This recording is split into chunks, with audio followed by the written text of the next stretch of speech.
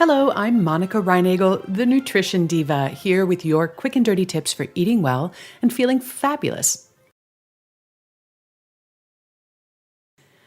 As a society, we've become sort of obsessed with gathering data about various health-related activities, like how many calories we take in, how many hours of sleep we get, how many steps we take every day.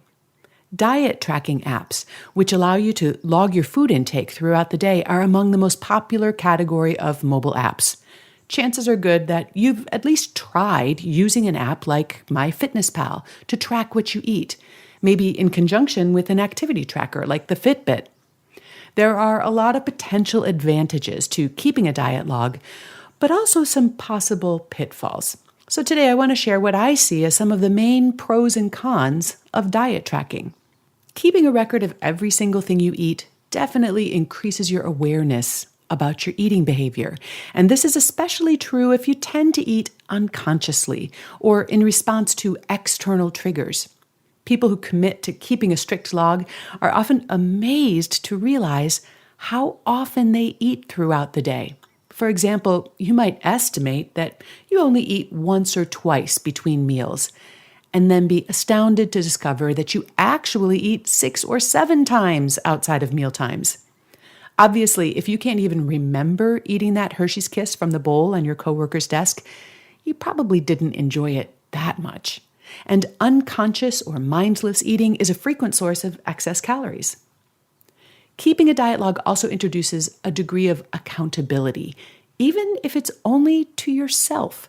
If you're truly committed to writing down every bite, you might find yourself thinking twice about going back for that second bowl of ice cream simply because you don't want it staring back at you from your log at the end of the day. The accountability factor is even more compelling if you're sharing your diet log with a trainer or a coach, or even with friends or strangers. Most of the diet tracking apps take full advantage of this by building in a lot of social features where you can choose to share your log with others who are using the app or on your social media channels. The desire to keep up appearances seems to be extremely motivating for a lot of people. Most diet trackers will also give you a certain amount of analysis about what you eat. Some of them are very detailed. And you can learn a lot of useful information this way, such as how much protein or calcium or sugar or sodium you typically consume. And then you can use this information to make adjustments if appropriate.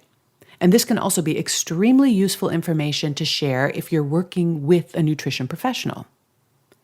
Although you can use a diet tracker to analyze and improve your diet choices, it really shouldn't be necessary to track forever. Although we usually express nutrition requirements on a per-day basis, as in 1,000 milligrams of calcium per day, it's not necessary to get exactly 1,000 milligrams of calcium every single day. It's fine if you get 800 today and 1,100 tomorrow. And the same is true of just about any nutrient you can think of. Although Jenga-ing together the perfect day can be a fun little game, that degree of precision is not really necessary for good nutrition. After a while, you should get the hang of which kinds of foods and meals add up to a complete and balanced diet, and what sort of portion sizes are appropriate for your calorie needs, which foods you're better off avoiding altogether, and even how often you can afford to splurge on a treat. And finally, keeping a detailed diet log can be a good way to figure out whether a food or foods might be responsible for mysterious symptoms, such as headaches or sinus infections or digestive issues. The trick here is to keep track not only of what you eat, but also to keep a log of any symptoms you might experience. Sometimes you or your nutrition professional can detect a pattern that might not be immediately obvious. And the same technique can also be used to rule out suspected causes. You might also find some behavioral insights in your diet log, such as the fact that having a couple of drinks with dinner tends to increase how much food you consume over the course of the evening, or that you tend to eat more at lunch after eating cereal for breakfast than you do if you eat eggs. You might discover that eating very little on one day leads you to overcompensate the next, resulting in a net increase in calories. As they say, knowledge is power. And now, just a few more thoughts on keeping a food diary. I've kept food diaries at various times, although never for more than a week or two. And I've also asked clients to keep them so that I could assess their diets and suggest changes, but only as a short-term exercise in information gathering, because I think there's a potential downside to completely outsourcing our ability to make good choices about what and how much to eat. For one thing, I think it's enormously valuable to develop an internal ability to know whether you're hungry and when you've had enough to eat. If the only way you know to stop eating is when your calorie counter reaches your daily limit, it might be time to tune in and start noticing and trusting what enough actually looks like on your plate and feels like in your stomach. Now, this assumes, of course, that you're not trying to limit your calories to an excessively low number in order to lose weight quickly or to maintain a weight that's really too low. In that case, your natural appetite signals are not going to be very helpful because you're always going to be hungry. It's also possible that your hunger signals are somewhat untrustworthy because you're confusing other signals with hunger. In that case, keeping a diet log might help, but what might be even more helpful is learning to distinguish actual physical hunger from triggers that are not really about physical hunger. Because when we have a better understanding of what those triggers are, we can address them more constructively. And I've talked about this in previous podcasts, including one called How to Tell If You're Really Hungry.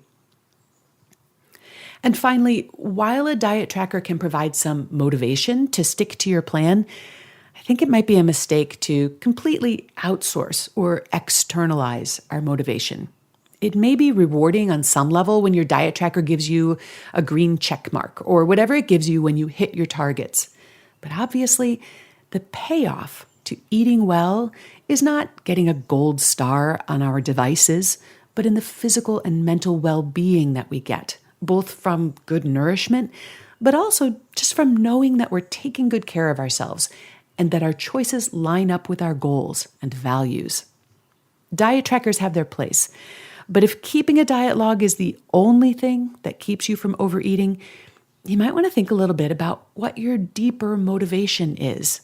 Maintaining a healthy weight might help you avoid knee surgery or help you sleep better and feel better as a result, or reduce your risk of developing type 2 diabetes, which in turn increases your chances of living longer. These are payoffs far more rewarding than the approval of your diet tracking app. So what do you see as the chief pros and cons of keeping a diet log? Has it been a helpful habit for you? Or has MyFitnessPal become my fitness tyrant, as my friend calls it? Post your comments on our webpage at nutritiondiva.quickanddirtytips.com or on the Nutrition Diva Facebook page.